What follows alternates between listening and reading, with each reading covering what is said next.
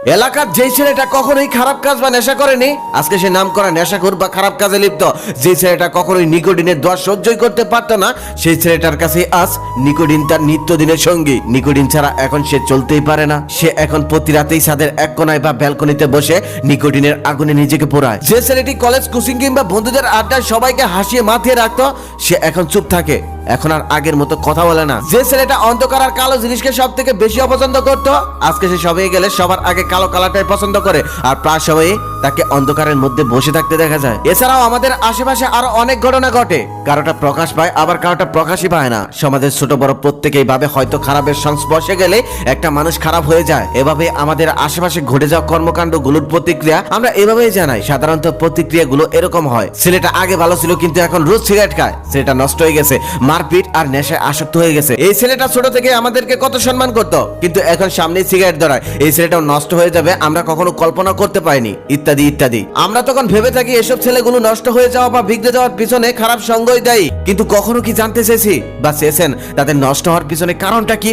কেন তারা হঠাৎ করে নষ্ট হয়ে গেল? একটা ছেলে শুধু খারাপ সঙ্গ পেয়ে নেশায় আসক্ত হয় না, তার পিছনে অনেক কারণ থাকতে পারে। কখনো কখনো পারিবারিক সমস্যা হতে পারে তার কারণ, আবার কখনো কখনো হতে পারে প্রিয় মানুষটা থেকে অবহেলা পাওয়া তার অন্যতম কারণ। আমাদের সমাজে প্রায় অর্ধেকেরও বেশি ছেলেরা নষ্ট হয়ে যায় শুধু প্রেম বিচ্ছেদে, আর বাকি কিছু নষ্ট হয় পারিবারিক কারণে। তখন এরা বেঁচে থাকার জন্য বা পুরনো স্মৃতিগুলো মুছে ফেলার জন্য নেশায় আসক্ত হয়। আচ্ছা, আপনি কি জানেন কতটা কষ্ট পেলে একটা ছেলে তার চোখের থেকে জল ঝরায়? হ্যাঁ, আপনাকে জিজ্ঞেস করছি যে এই ভিডিওটা এখন মনোযোগ দিয়ে শুনছেন। আমার জানা মতে কখনোই কোনো ছেলেকে আপনি কারো সামনে বসে কান্না করতে দেখবেন না, কারণ সে খুব ভালো করেই জানে সবার সামনে বসে কান্না করলে সবাই তাকে নিয়ে হাসি ঠাট্টা করবে, মজা করবে। তাই সে তার কষ্টটাকে বুকের মধ্যে যত্ন করে লুকিয়ে রাখে, কারণ সে জানে এখানে রাখলে কেউ দেখতে পারবে না, একমাত্র সৃষ্টিকর্তা আর সে ছাড়া। রাতের অন্ধকার বা ঘরের এক কোনায় বসে ছেলেরা গমড়িয়ে গমড়িয়ে কাঁদে আর চোখের পানি ফেলে। একটা ছেলে মাঝরাতেও চিৎকার করে কান্না করতে পারে না, কারণ তার আশেপাশের মানুষ যদি তার কান্নার শব্দ পেয়ে যায়। বাসায় যে ছেলেটা সবসময় হাসি খুশি থাকতো,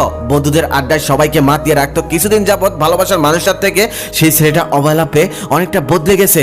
এখন আর আগের মতো বন্ধুদের সাথে আড্ডাও দেয় না, সব সময় একা একা থাকতে চায়, কারোর সাথে মিশতে চায় না, কারণ সে জানে বন্ধুদের সাথে আড্ডা দিতে হলে তাকে হাসি খুশি থাকতে হবে।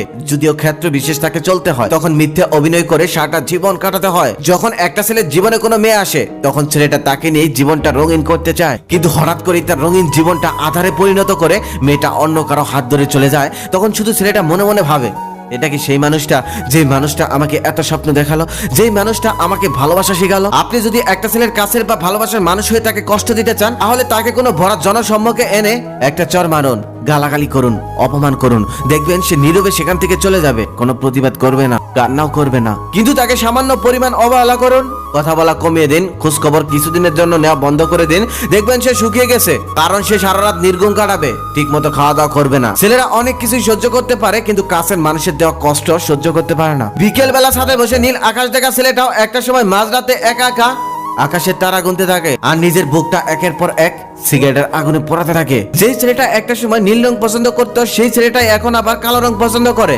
এখন তার পছন্দে পরিবর্তন এসে গেছে, কারণ তার ভালোবাসার মানুষটার পছন্দের রং ছিল নীল, আর সেই মানুষটা তাকে ছেড়ে চলে গেছে।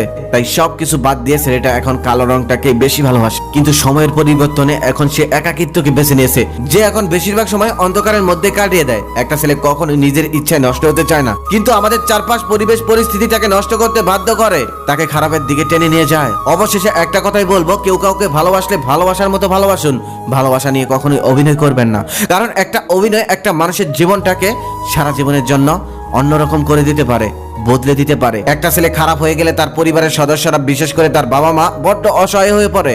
সংসারে তো অশান্তি নেমে আসেই, সমাজকে মুখ দেখাতেও কষ্ট হয়। এটা আপনি আজ বুঝবেন না, সেদিন বুঝবেন যেদিন আপনিও কোনো সন্তানের মা হবেন।